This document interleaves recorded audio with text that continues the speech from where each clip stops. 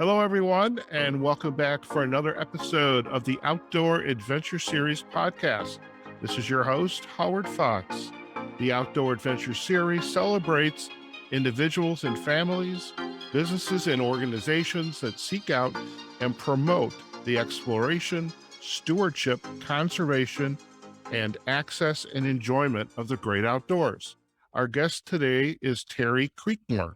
Terry is a Livermore, Colorado-based outdoor enthusiast, conservationist, and freelance adventure writer. Terry, welcome to the Outdoor Adventure Series podcast. Good morning, Howard. Appreciate the opportunity. Fantastic. Now, for our listeners, I met Terry actually last fall in Vermont. He kind of stood out because he's this tall, handsome guy. He's got a lot of swagger, and he has this wonderful cowboy hat. And I ran into him again a couple of weeks back in Casper, Wyoming at the Outdoor Writers Association's annual meeting this year. And Terry, it was so good to see you at the OWAA meeting. And you still got that swagger and you still have the cowboy hat. Well, first of all, let me tell everybody my wife doesn't refer to it as swagger. You know something, I don't exactly know if we have a PG audience and R-rated audience, but we can decide later what swagger means. But I mean, you look pretty good in that. I mean, I got to tell, I think I would disagree with your wife. I think you got that swagger going. So you don't have the hat on today. I've got my bald head, but in any case, it's so good to see you. And what was your takeaway from the Outdoor Writers Conference this year? Well, it's a excellent meeting, actually. It's really nice to meet people in the industry. I'm new to this thing since I retired as a wildlife biologist. So I think I've been in the organization for 10 or 11 months now. But, there's people in that organization I've been reading since I was a youngster. And it's kind of neat actually meeting them in person. I think that is interesting because you and I mean, we have been in this OWAA for about the same amount of time. I am new to the outdoor writing, creating space via this podcast. And I love the fact about the OWAA is they've been around for 95 years. And as you just said, when you were a kid, you were reading some of those same people, work of some of those same people. So that's actually pretty cool. Now, before you retired, now I know you spent some time in the Air Force as a master sergeant. Did you go right from the Air Force into working for the U.S. Fish and Wildlife Service and the Wyoming Game and Fish? Well, the first part of the Air Force is active duty. And then I went to college. So I was in the Air National Guard the rest of the time. So yeah, I spent a lot of time in the Air Force, but most of it was the Air National Guard.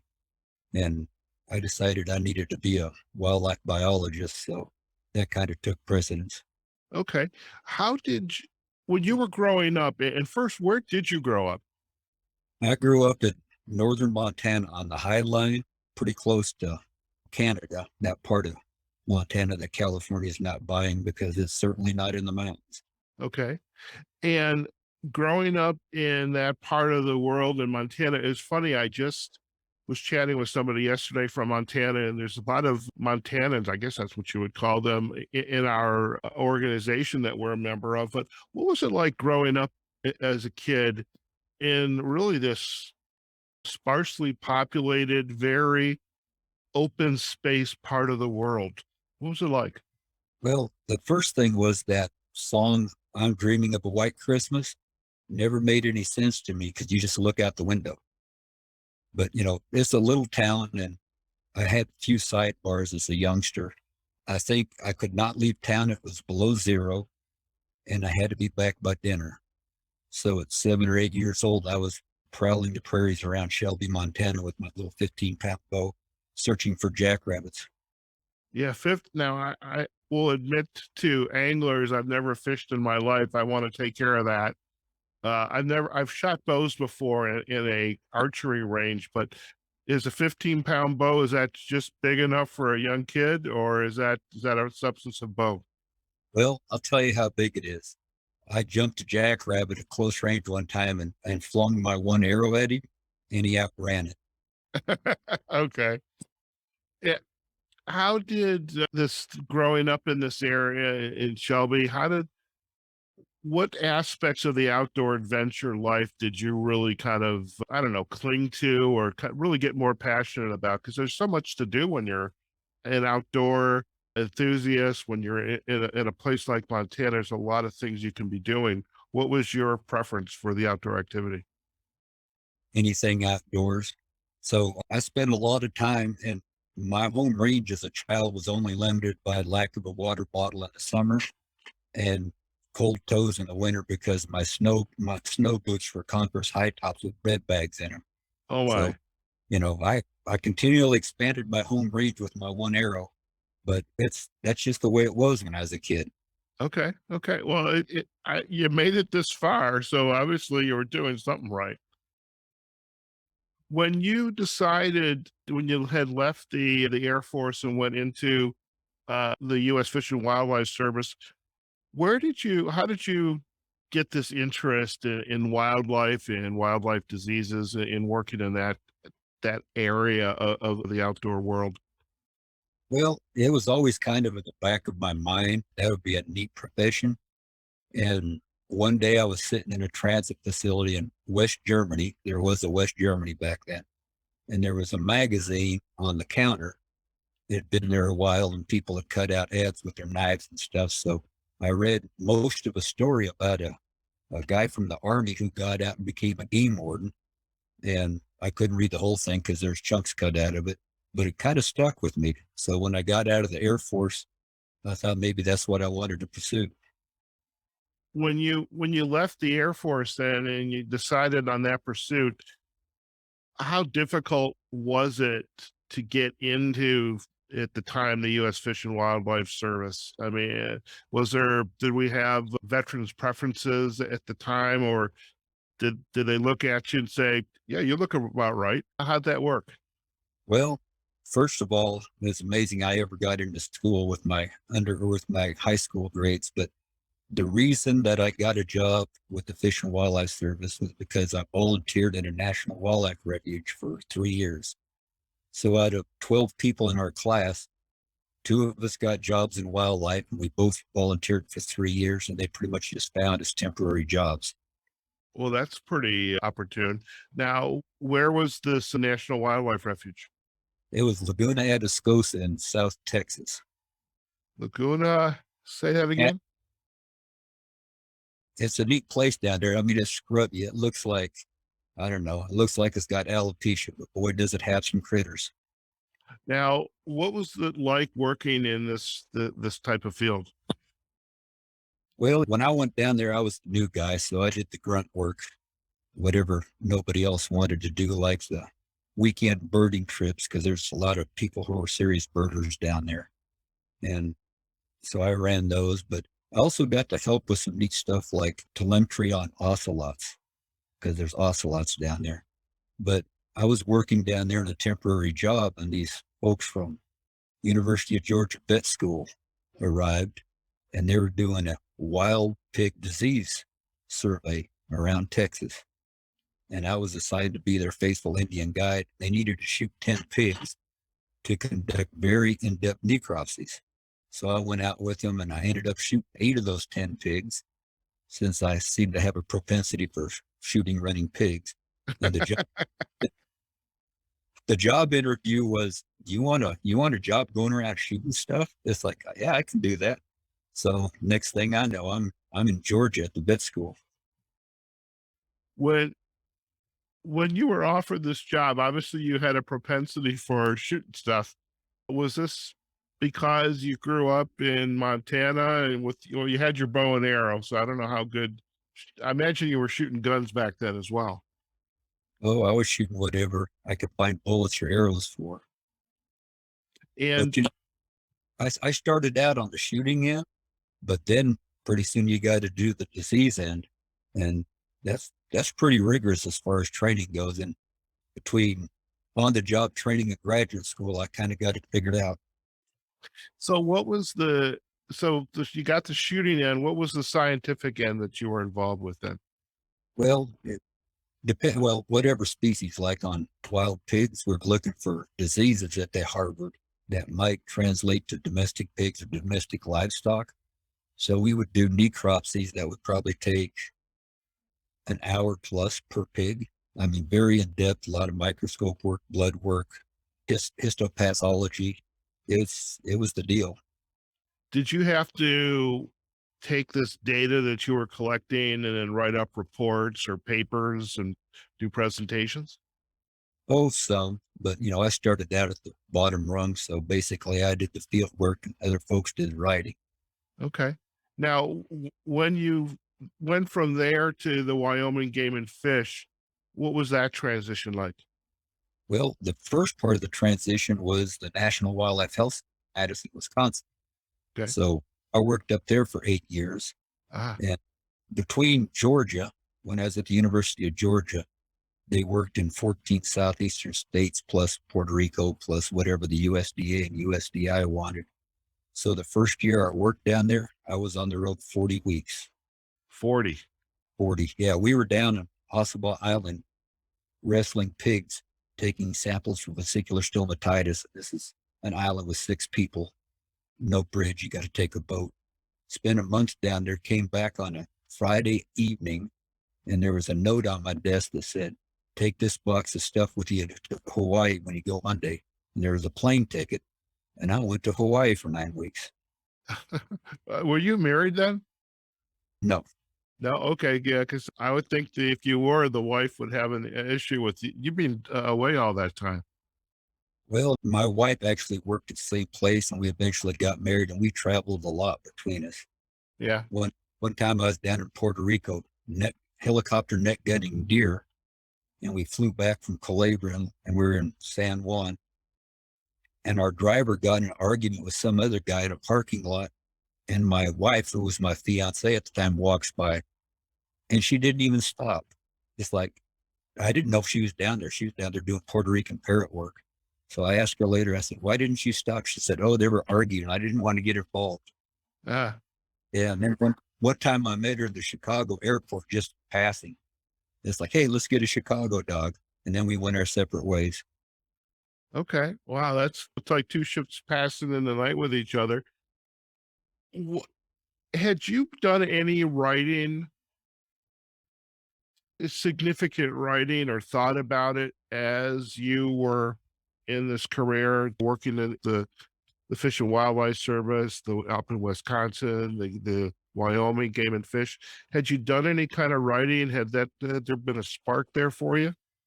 Well, the writing I did until recently was all science based writing, publications for journals, which are really boring unless you have the correct kind of geek to read them. So I kind of just started this outdoor writing stuff recently. Okay. And what has been the reaction to some of your writing? I mean, are you just kind of sequestering yourself in your office? Are you going out on the field? Where are you getting your kind of your inspiration from for your writing? Oh, most of the stuff I'm writing now is from experiences I had in the past. And I wrote a fiction novel. Every writer has a fiction novel on the shelf. That's the next great thing. Of course, nobody wants to publish it if they don't know who you are. Of So course, yeah. yeah, I got into magazine stuff to try to get a little experience and name recognition. And you've been written up a couple times, and I was reading some of the articles in the Bugle, which is was it the Rocky Mountain Elk Foundation? Correct. And to tell us about some of those stories. Oh, the first one was the first one I ever sent in to them, and they bought it. It's like, wow, this isn't so hard. Yeah, but I found out later it was.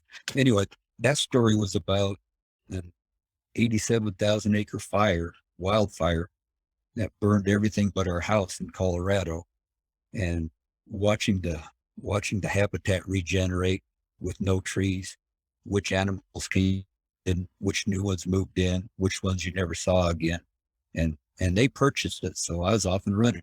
Wow. And how long was this article?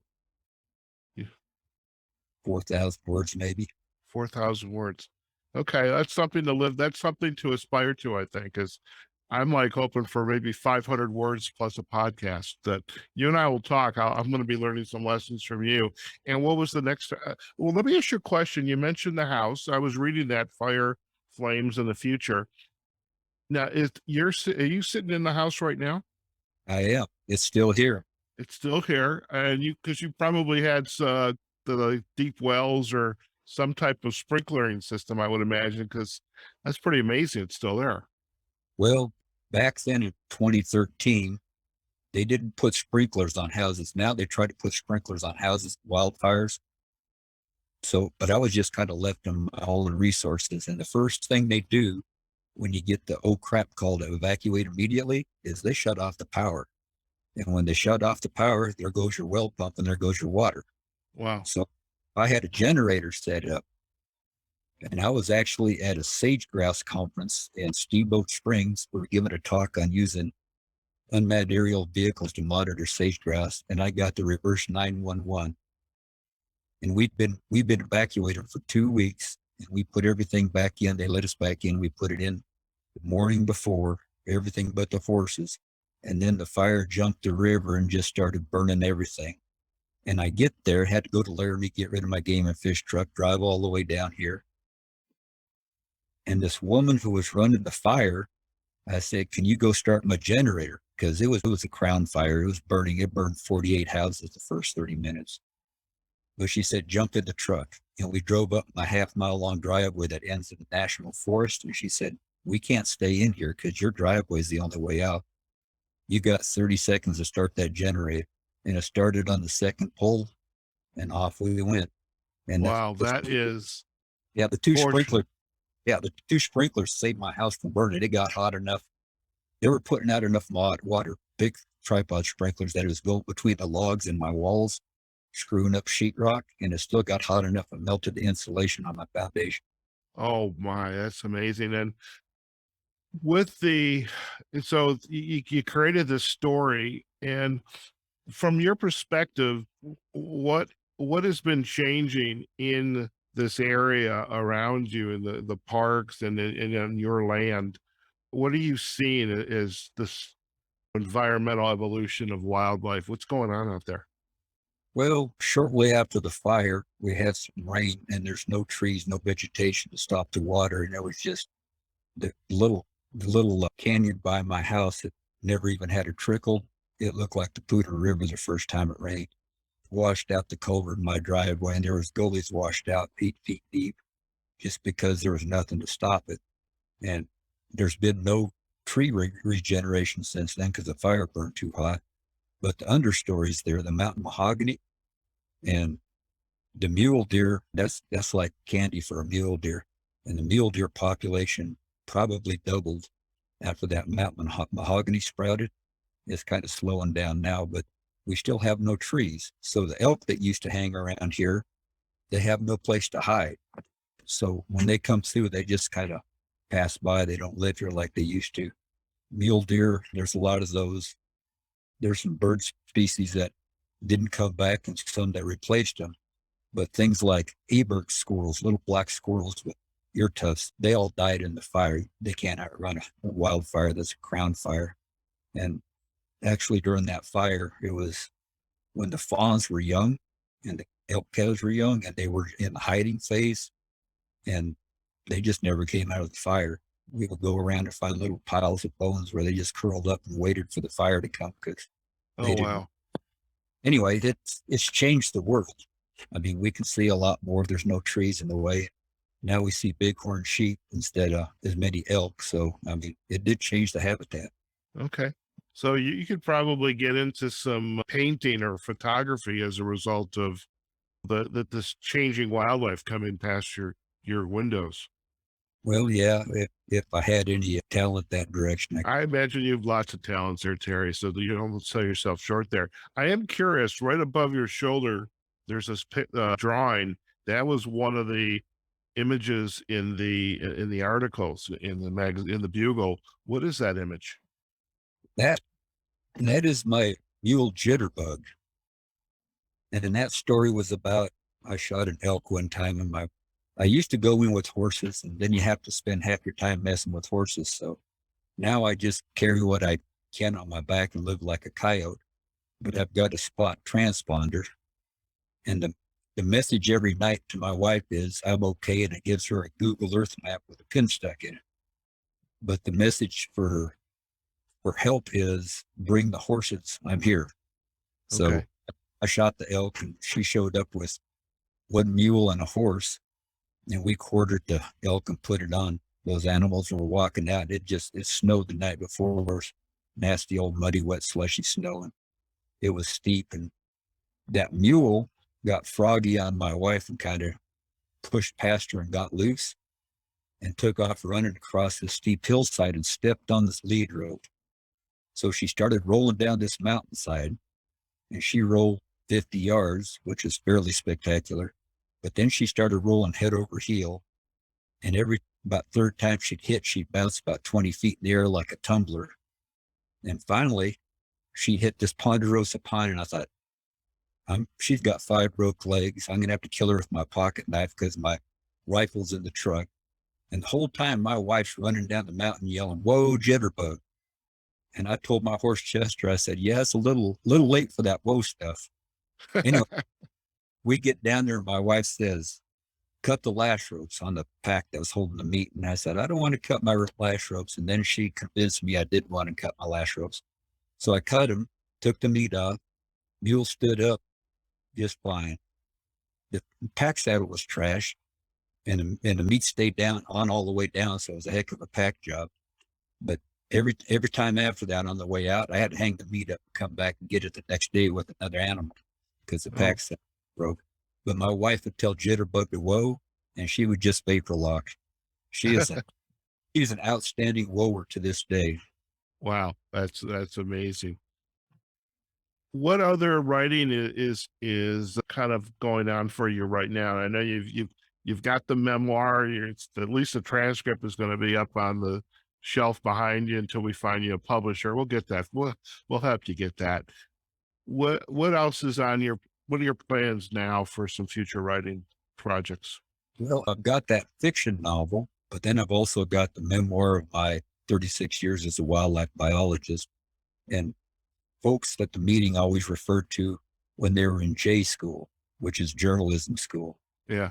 But I didn't go to J school. I went to W school, which is wildlife school. So I'm not really a journalist. I'm just a storyteller with adequate punctuation. But this memoir is just 75 anecdotes of working with wildlife around the country. So anyway, that's sitting there on the shelf. But recently I sent some stuff to Meat Eater.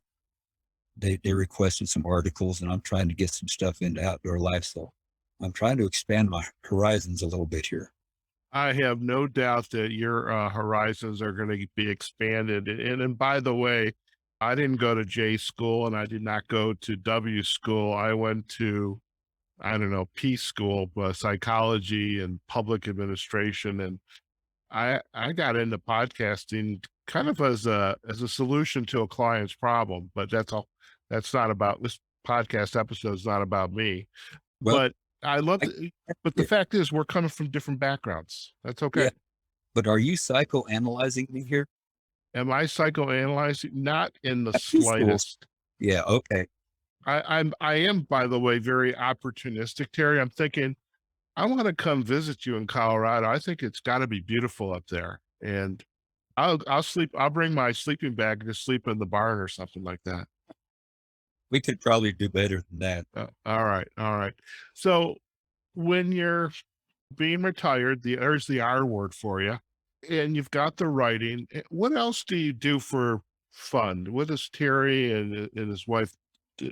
What do you do for fun? What do you guys do for fun? Well, I do a lot of hunting and fishing. My wife has yet to retire, so she gets kind of grumpy every morning when she's got to go to work and I'm sitting at the house. But we try to travel a little bit. Yeah, we try to get out as much as we can, get to the mountains because they're right there. Yeah. I was looking at the map yesterday because as I was prepping the notes, I was saying to myself, Livermore, I've got to check out where it's at. It's like right next to a national park, and it's got to be gorgeous up there. So it's not a bad place to be. Well, except for two fires recently have burned almost 300,000 acres of that beautiful between here and Rocky Mountain National Park. So the world is changing. Yeah, yeah. Well, at least at this point, you both are adaptable and you're making the best lives that you can, and that's sometimes that's the best we can hope for. And it's been a pleasure just to kind of get to know you and at the OWAA, and hopefully our paths will cross even outside of the conference. And by the way, tell your wife you have swagger. I would like, but if you could, wouldn't mind sharing perhaps a couple photos that you have taken in the area, especially one with you in the cowboy hat, because I gotta prove to my listeners that you got the swagger going. Well, if I'd have known that, I'd have worn my cowboy hat, but it would Uh, take up half of the frame of the picture, so I didn't do it. yeah, for our listeners, yes, it would. Now, right now, you don't have a website, and so you're going to share it once it's completed. Because now that Terry is a famous freelance outdoor adventure writing author and aspiring novelist. We got to get him a website that's being worked on, and we'll provide that backlink on our show notes once it's done. But Terry, it's been a pleasure to have you spend some time with us here on the Outdoor Adventure Series. I hopefully this is as painless as I shared with you that it was going to be. It'll be fun. It's like having a beverage with a friend you haven't seen at least in 2 weeks. So Well, it's like having a beverage with a friend, and then the conversation can be edited. no, I don't. I try to do very little editing in my conversations. So that would be, unless, of course, you gave us the other name that your wife says instead of swagger, but we're not going to go there. We'll leave that for our listeners to figure that one out. But thank you for taking the time to chat with us today. We appreciate it. Well, I appreciate the opportunity again. Sounds good. Well, listen, stay on the line. We're going to do a quick close and you and I can have a final chat. Okay. All right. All right. Okay, folks, we have just been chatting with Terry Creekmore, outdoor enthusiast, conservationist, and freelance outdoor adventure writer, and had the great pleasure back last year in, oh my God, I can't remember where in Vermont we were, but I know the colors were beautiful. Had a chance to chat with Terry at the conference, actually at the airport as well, as we were both heading back home in our respective airplanes. And he was at the conference up in Casper, Wyoming this year, and had a chance to really sit and break bread with him. And really fascinating story that growing up in northern Montana, fishing with the little teenager's bow, and just how he has went on to have a great career for the U.S. Fish and Wildlife Service and the Wildlife Service up in Wisconsin and again in the state of Wyoming. And now, upon his retirement, decided to put some more words on paper. And now he is an accomplished freelance writer, having published numerous articles for the Bugle, and he has some more in the works for some of the other publications and mediators and some of the Trouts Unlimited, I would imagine, and there's any place else where there's hunting, fishing, and he probably doesn't do very much hiking like I do, but something we all have our preferences when we talk about outdoor adventure, and we certainly appreciate him joining us here on the show today. Now, if you enjoyed this episode of the Outdoor Adventure Series and our interview with Terry, please visit us on the outdooradventureseries.com website. And you can also find us on LinkedIn and Facebook on the Outdoor Adventure Series pages. And we are on all of the podcast directories. Okay, folks, wherever you are, whatever you're doing, go out there, have a phenomenal day. And we will see you on a future episode of the Outdoor Adventure Series podcast. Take care now.